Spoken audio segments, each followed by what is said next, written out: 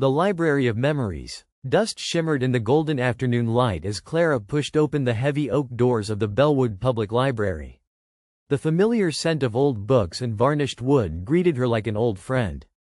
It had been 10 years since she last stepped foot inside this building, 10 years since she left Bellwood with dreams of big city journalism and promises she never meant to break. Now, she was back. The library, once bustling with chatter and page turns, was silent. Time had pressed itself into the walls, into the creaking floorboards and fading wallpaper. Ms. Hargrove, the longtime librarian and Clara's childhood mentor, had passed away 2 months earlier. In her will, she had asked Clara to oversee the library's closure and the donation of its contents. Clara had agreed, not just out of obligation, but because some quiet, aching part of her longed to walk those aisles again. She rolled up her sleeves and began in the fiction section. Books whispered as she slid them from the shelves, tales of lovers, wanderers, and dreamers. Titles she once shelved herself as a teen volunteer. It was as if the library, though forgotten by the town, had been waiting for her. On the third day, Clara found it. The book was a worn copy of Wuthering Heights, tucked into the wrong section entirely. Its spine was cracked, the pages yellowed. As she opened it, a piece of folded, ivory-colored paper slipped out and fluttered to the floor. Clara picked it up, heart-skipping. Her name was on the front. Clara. Just that. No surname. The handwriting was familiar in a way that sent a chill racing down her spine, like the echo of a half-remembered melody. Hands trembling, she unfolded the paper. Dear Clara, if you're reading this, it means fate has a better sense of humor than I thought. Or perhaps Ms. Hargrove had a hand in this. She always did love a good love story. I've never been good with words, not like you. You were always writing something in that little notebook, poems, news clippings, pieces of the world you didn't want to lose. I guess that's what I'm doing now. Trying not to lose this moment. Or you. I loved you, Clara. From the first time you made me help you organize the biographies alphabetically, because Dewey demands it. You laughed when I mixed up Hemingway and Hawthorne. I think I fell for you right there between the shelves. But I never told you. Not really. I thought we had time. We always think that, don't we? Then senior year came, and you got the internship in New York, and I couldn't bring myself to ask you to stay. You had stars in your eyes. I didn't want to be the reason you dimmed them. So I let you go. I came here the night before you left, stood in this very aisle with this very book in my hands, trying to imagine a life where I told you all of this to your face. I didn't, but I'm telling you now. If this letter finds you, if you remember anything about me, know that you were loved. Fiercely, quietly, always. Yours, Eli. Clara sat down right there on the hardwood floor, the letter trembling in her hands. The room tilted, past and present colliding with such force that she felt winded. Eli. She hadn't heard that name spoken in years, but it rang through her like a church bell. Elias Carmichael. The boy with ink-stained fingers and a crooked smile who walked her home every Thursday after volunteer hours. The boy who always knew when she needed silence more than comfort. The boy she had kissed, once, beneath the cottonwood tree at the edge of town, just before she left.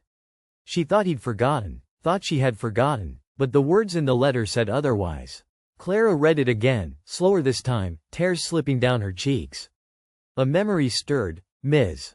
Hargrove's sly smile that last day, when she handed Clara Wuthering Heights and said, "A classic for a classic," before pressing it into her hands. Clara had returned it to the wrong shelf during her last-minute goodbyes. Had she known? Had she read the letter and hidden it for Clara to find one day? She stood, the letter pressed against her chest, and looked around the room that had shaped her. Dust motes danced in the light streaming through stained glass windows. The quiet pressed in, full of echoes and secrets. She needed to find him. Clara barely slept that night. She searched online, flipping through old social media accounts, outdated town directories, high school alumni pages. Bellwood was small. Someone must have known where Eli ended up. At dawn, she had her answer. Carmichael & Sons Restoration. Still in Bellwood. Still him. The small woodshop sat on the edge of town, tucked between a shuttered diner and an auto shop. Clara pulled into the gravel lot and sat in her car, staring at the open barn-style doors.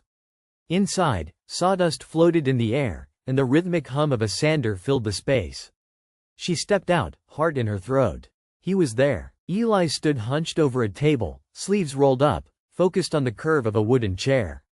His hair was longer now, streaked with sun, but he moved the same, deliberate, grounded. Like the world couldn't shake him. Clara cleared her throat. He looked up. Time collapsed. Clara? His voice cracked around her name. She stepped forward, holding the letter in her hand. You left something in the library. He froze, staring at the paper like it might vanish. I didn't think you'd ever find it. You hid it in Wuthering Heights, she said, her voice trembling. Of course I found it. Eli gave a soft, disbelieving laugh. That book was your religion. It still is. They stood there in the quiet, memories weaving between them like invisible threads. You never told me, she whispered. I wanted to. God, I did. But you were leaving, and I didn't want to be the reason you stayed. I might have stayed anyway. Eli looked at her then, really looked, into the woman she'd become, the girl he remembered. Would you have? She hesitated, then shook her head. No, but I would have come back sooner. A long silence stretched between them. I tried to move on, he said finally, rubbing the back of his neck. Dated a few people. Took over the shop after Dad passed. But I always wondered what it would have been like if I'd told you how I felt. If we'd had our time. Clara stepped closer. What if we still could? He blinked. I came back to close a chapter, she said. But maybe this is the start of a new one. Eli's eyes softened. You're not going back to the city? She smiled, the kind that came from deep inside, warm and aching and true. Maybe not right away. Maybe I need to stick around for a while. See what the town looks like now. See who I still am when I'm here. His hand brushed hers, tentative, questioning.